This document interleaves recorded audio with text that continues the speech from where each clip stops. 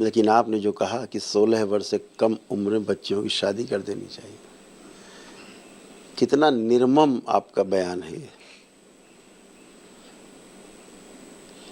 कुटिलता भरा हुआ आपका बयान है। अगर आपको प्रश्न उठाना चाहिए तो अपनी काबिलियत पर, अपनी योग्यता पर प्रश्न उठाना चाहिए कि आप बच्चों को संस्कार नहीं दे पा रहे हैं। अगर बच्चों के पास संस्कार हैं तो 16 क्या, वो पूरा जीवन बच्ची काट सकती है, बच्चा काट सकता है पूरा जीवन। अगर संस्कार उसके पास हैं तो ब्रह्मचारी होकर, ब्रह्मचारिणी होकर जीवन काट सकते हैं। लेकिन अगर संस्कार नहीं है, शिक्षा नहीं है, तो फिर तो कोई सुरक्षित नहीं है, फिर तो आदमी जानवर है। क्योंकि आदमी तो शिक्षा और संस्कार से ही चलता है। जितनी इसको शिक्षा मिली है, जो संस्कार मिले उसके अनुसार चलता है। शिक्षा और संस्कार ना हो तो फिर तो व्यक्ति जानवर हो गया, पशु हो गया। इसीलिए अपनी कमी छुपाने के लिए, अपनी कमी का ठीकरा बच्चों के सिर पे फोड़ने के लिए कि साहब 16 वर्ष से कम उम्र में शादी कर दो, ये बहुत बड़े अपराध की श्रेणी में आता है।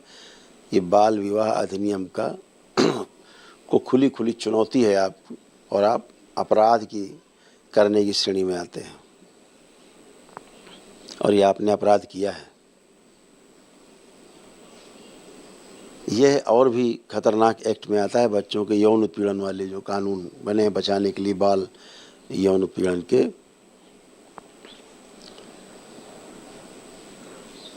उनके अंतर्गत भी आता है। बच्चों के प्रति अश्लील, अभद्र, असंवैधानिक जो टिप्पणी आप करते हैं, जो अशास्त्रीय टिप्पणी करते हैं, वह भी क्षमा योग्य नहीं है। और आप को इसके लिए कानून के दायरे में तो जरूर आना चाहिए। जब आप जैसा व्यक्ति ये कह दे कि द्रौपदी और सीता का जो के साथ हुआ, द्रौपदी का चीरहरण हुआ, माँ सीता का अपहरण हुआ, उनकी सुंदरता के कारण हुआ, तो ये बात समझ में आ जाती है कि आपको बाहरी सौंदर्य बहुत पसंद है। आप आंतरिक सौंदर्य को अभी तक, नारी के आंतरिक सौंदर्य को अभी आप देख नहीं पाए। नारी का जो आंतरिक सौंदर्य है आचार्य जी, वो उसका शील है, वो उसका ममत्व है, ममता है उसके अंदर। अभी आप उस आंतरिक सौंदर्य को देख नहीं पाए।